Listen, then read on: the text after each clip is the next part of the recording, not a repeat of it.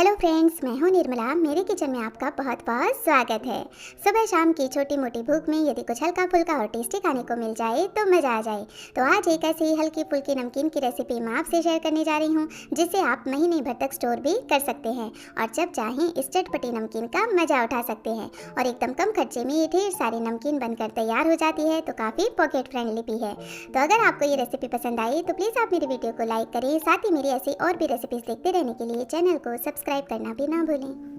इस मज़ेदार नमकीन को बनाने के लिए हमें चाहिए होगा पोहा, जिसे चिवड़ा भी कहा जाता है। पोहा मोटा और पतला दो तरह का आता है, तो आप इस नमकीन को बनाने के लिए मोटे या पतले किसी भी तरह के पोहे का इस्तेमाल कर सकते हैं। और मैंने यहाँ पर 400 ग्राम पोहे का इस्तेमाल किया है। तो अब जो पोहा होता है ना, उसमें थोड़ा सा स्टार्च भी आता है, थोड़ी सी डस्ट भी आती है, तो इसके लिए हम क्या करेंगे, इसे छान लेंगे। छान कर ही हम इसका इस्तेमाल करेंगे। तो यहाँ पर एक प्लेट मैंने ले ली है और इस तरह की मोटी छेद की छलनी लेकर इसमें थोड़ा थोड़ा करके पोहा डालते जाएंगे और इसे छानते जाएंगे। तो देखिए, इसमें से इस तरह से थोड़ी बहुत डस्ट होगी, वो बाहर आ जाएगी, क्योंकि पोहा को हम धो तो सकते नहीं, इसलिए इस तरह से छान करके ले लें। तो बस सारा पोहा मैंने इसी तरह से छान करके ले लिया है। तो पोहा को एक बार हम साइड में रख देते हैं, इसका इस्तेमाल हम बाद में करेंगे। सबसे पहले हम नमकीन बनाने के लिए एक मसाला तैयार करेंगे। तो इसके लिए एक ग्राइंडर जार में डालेंगे 2 चम्मच साबुत धनिया, और साबुत धनिया नहीं लेते हैं तो आप पाउडर भी ले सकते हैं इसका। फिर लेंगे 1 चम्मच साबुत जीरा, 1 चम्मच ही लेंगे सौंफ, इसका फ्लेवर बहुत ही अच्छा आएगा नमकीन में। अब कुछ पाउडर मसाले भी ऐड कर लेंगे, जिसमें मैं ले रही हूँ 1 चम्मच लाल मिर्च का पाउडर। नमकीन का कलर अच्छा है, इसके लिए आधा चम्मच हल्दी पाउडर ले लेंगे। 1 चम्मच लेंगे काला नमक, स्वाद के अनुसार नॉर्मल नमक भी ले लेंगे। और अब इसमें बढ़िया चटपटा फ्लेवर लाने के लिए मैं इस्तेमाल कर रही हूँ चाट मसाला। तो 1 चम्मच मैं चाट मसाला ले रही हूँ, आप चाहें तो आमचूर का पाउडर इस्तेमाल कर सकते हैं। तो बस ये मसालों का मैंने फाइन पाउडर बना करके तैयार कर लिया है। तो नमकीन में ये बहुत ही बढ़िया से कोट हो जाएगा इस तरह से, जब हम फाइन पाउडर इसका बना देते हैं। और इस मसाले में से बहुत ही अच्छी खुशबू भी आने लगी है। तो एक बार इस मसाले को हम साइड में कर देते हैं और यहाँ पर कढ़ाई के अंदर मैंने तेल गर्म होने के लिए चढ़ा दिया है। और तेल अभी हल्का गर्म हो गया है, तो जो चीज़ें हमें लो फ्लेम पर फ्राई करनी है उन्हें हम पहले फ्राई कर लेंगे। तो इस छलनी की हेल्प से मैं सारी चीज़ें फ्राई कर लूँगी, ताकि इन्हें निकालने में भी हमें कोई परेशानी ना हो। तो मैंने ये 1 कप मूंगफली ली है, कच्ची मूंगफली है ये, और इसे तेल के अंदर ऐसे हम फ्राई कर लेंगे। सारी चीज़ों को जब हम फ्राई करके ये नमकीन बनाएंगे तो आप महीनों तक इस नमकीन को इसीलिए स्टोर कर पाएंगे। ये ज़्यादा क्रिस्पी भी बनेगी और टेस्टी भी बनेगी। नहीं तो यही नमकीन आप बिना फ्राई करके, यानी थोड़ा सा शैलो फ्राई करके भी ले सकते हैं या रोस्ट करके भी ले सकते हैं, लेकिन ऐसे बनाते हैं तो टेस्ट ज़्यादा अच्छा आता है। तो जब मूंगफली अच्छे से लाल लाल हो जाएगी और ये चटकने लग जाएगी, तब हम इसे बाहर निकाल देंगे। मूंगफली को कभी भी पूरा ओवरकुक यहीं पर ना करें, क्योंकि ये बाद में भी अपनी हीट के कारण धीरे धीरे और पकती रहती है। तो छलनी को इस तरह मैंने उछालते हुए सारा एक्स्ट्रा तेल निकाल दिया है। और अब इस मूंगफली को हम एक एब्जॉर्बेंट पेपर पर निकाल देंगे। अब सेम छलनी दोबारा से लेंगे और इसमें ऐड कर लेंगे डालिया। बेसिकली ये भुनी हुई चना दाल होती है, जिसका इस्तेमाल हम चटनी वगैरह बनाने में करते हैं। तो यदि आपके पास ये है तो आप ज़रूर से इस्तेमाल करें, नहीं है तो स्किप भी कर सकते हैं, क्योंकि इसमें और भी हम कई चीज़ें डालने वाली हैं। तो नमकीन के टेस्ट में आपको कोई कॉम्प्रोमाइज़ नहीं करना पड़ेगा। ये जो दाल होती है वो काफ़ी सॉफ्ट होती है, तो जल्दी से ये फ्राई भी हो जाती है। तो इस तरह से बढ़िया लाल होने तक इस भुनी हुई चना दाल को भी हमने फ्राई कर लिया है। फिर से छलनी को इस तरह हम कढ़ाई के ऊपर रखते हुए इस दाल को छान लेंगे, ताकि एक्स्ट्रा सारा तेल कढ़ाई में आ जाए। और बस अब इसे भी हम एब्जॉर्बेंट पेपर पर निकाल लेते हैं।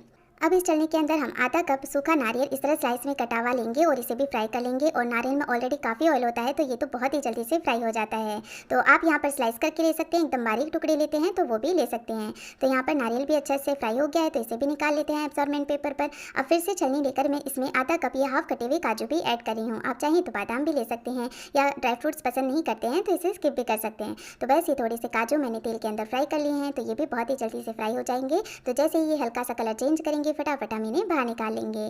तो इन्हें भी मैं एब्जॉर्बेंट पेपर पर निकाल लेती हूँ। तो सारी फ्राई की हुई चीज़ें हम एब्जॉर्बेंट पेपर पर निकाल लेंगे, इससे जो नमकीन होगी वो बिल्कुल भी ऑयली नहीं बनेगी। अब मैं इसमें आधा कप किशमिश भी ऐड कर रही हूँ, और किशमिश तो बहुत ही जल्दी से फूल जाती है। तो जैसे ये फूल जाएगी हम इसे और ज़्यादा नहीं पकाएंगे, इसे तुरंत ही बाहर निकाल लेंगे। तो अभी ये काफ़ी अच्छे से फूल गई है, और किशमिश आप ज़रूर से डालें, किशमिश का फ्लेवर इस नमकीन में बड़ा ही अच्छा लगता है। जब आप इस नमकीन को खाएंगे तो बीच बीच में जो किशमिश का मीठा फ्लेवर होगा वो इस नमकीन के टेस्ट को और भी बढ़ा देगा। तो किशमिश भी निकाल कर मैंने साइड में कर दी है। और अब इसमें ये 10 से 12 इस तरह से कटी हुई हरी मिर्च ऐड कर रही हूँ। और जब हरी मिर्च आप फ्राई करें तो थोड़ा आप कढ़ाई में डालें, फिर छलनी को ऊपर करें, फिर थोड़ा फ्राई करें। तो ऐसा करने से क्या होगा कि जो हरी मिर्च होगी ना वो तड़केगी नहीं, वरना क्या होगा एक साथ ही आप फ्राई करेंगे तो ये उछल कर बाहर आने लगती है। तो बस ये हरी मिर्च भी अच्छी फ्राई हो गई है, और बाद में जब ये रूम टेम्परेचर पर आ जाएगी तो एकदम ड्राई हो जाएगी। तो नमकीन में इसका फ्लेवर भी अच्छा लगेगा, और इसीलिए आप हरी मिर्च के साथ इस नमकीन को स्टोर भी कर सकते हैं।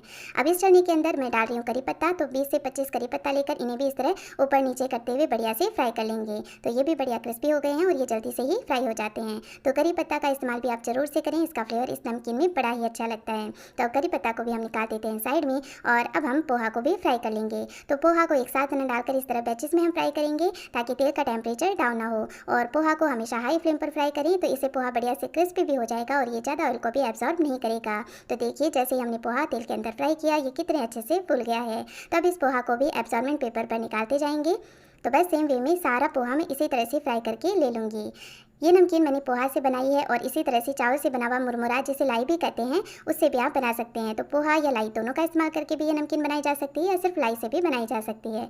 तो सारा पोहा मैंने अच्छे से फ्राई कर लिया है और देखिए थोड़े से पोहे से कितना सारा पोहा बन गया है, क्योंकि ये फ्राई होने के बाद काफ़ी फूल जाता है। तो ये हमारा पोहा भी तैयार है। इधर बाकी चीज़ें भी हमने फ्राई करके रख दी थी, तो ये भी तैयार है। और ये सारी चीज़ें अभी काफ़ी गर्म है, तो इसी के अंदर अब हम जो पाउडर मसाला बना के हमने रखा था वो भी ऐड कर लेंगे। तो इससे क्या होगा कि जो पाउडर मसाला होगा वो जलेगा भी नहीं और इस नमकीन में वो अच्छे से पक भी जाएगा। तो फ्लेवर टेस्ट बहुत ही अच्छा आएगा। तो एक बड़े बर्तन के अंदर इन सारी चीज़ों को मैं ट्रांसफ़र कर लूँगी। तो ये मैंने पोहा डाल लिया है पतीले के अंदर और देखिए मैं इसे तोड़कर आपको दिखाती हूँ, है ना, ये कितना ज़्यादा क्रिस्पी और बिल्कुल भी ऑयली नहीं है। और इसी तरह से ये बाकी चीज़ें भी मैं ऐड कर लूँगी और अब इसके अंदर ये पाउडर मसाला ऐड कर लेंगे। अब इस पाउडर मसाले के साथ साथ हम इसमें ऐड करेंगे 2 चम्मच पीसी हुई चीनी। तो ये आप ज़रूर से इस्तेमाल करें, इससे सारे फ्लेवर्स बैलेंस हो जाते हैं और नमकीन बहुत ही बढ़िया लगती है खाने में। यहाँ पर मैंने 2 चम्मच सफ़ेद तिल लेकर इन्हें भी फ्राई कर लिया है। तो ये तिल क्या है, अभी काफ़ी गर्म है, तो मसाले के ऊपर हम इस तरह से इसे डाल देंगे। तो मसाले में बिल्कुल भी कच्चापन नहीं रहेगा। शुरुआत में पतीले को आप ऊपर एक प्लेट लगाकर ऐसे शेक करें ताकि जो ड्राई मसाला है वो ऊपर उछल कर बाहर ना आए। फिर इसे खोलकर ऐसे हम बढ़िया से टोस्ट कर लेंगे। तो सारे मसाले इवनली पूरी नमकीन में कोट हो जाएंगे और देखिए कितनी सारी नमकीन बनकर के तैयार हो गई है, वो भी एकदम कम समय और कम मेहनत में। और बहुत ही टेस्टी ये नमकीन बनकर के तैयार हो जाती है। इस नमकीन को आप अच्छे से ठंडा कर लें और ठंडा करने के बाद किसी भी एयर टाइट कंटेनर में आराम से लंबे समय तक स्टोर करें। और जब चाहें आप कुछ हल्का फुल्का खाना या चटपटा खाना, तो इस नमकीन का मज़ा ज़रूर उठाएं। तो फ्रेंड्स, ये बनाने में भी आसान है और लंबे समय तक स्टोर भी की जा सकती है और घर पे बनी है। भले ही हमने इसे फ्राई किया हो, लेकिन घर पे बनी हुई है तो हमने ना ही इसमें कोई केमिकल डाला है, ना ही कोई आर्टिफिशियल कलर डाला है। तो इससे ये नमकीन घर की बनी है, इसलिए मैं तो यही कहूँगी कि ये मार्केट वाली नमकीन से तो कहीं ज़्यादा हेल्दी है। तो अगर आपको ये नमकीन की रेसिपी पसंद आए तो प्लीज़ वीडियो को लाइक करें, ज़्यादा से ज़्यादा अपने फ्रेंड्स और फैमिली के साथ शेयर करें। मैं फिर से मिलूंगी आपको एक ऐसी और नई मज़ेदार रेसिपी के साथ। तब तक के लिए टेक केयर, बाय।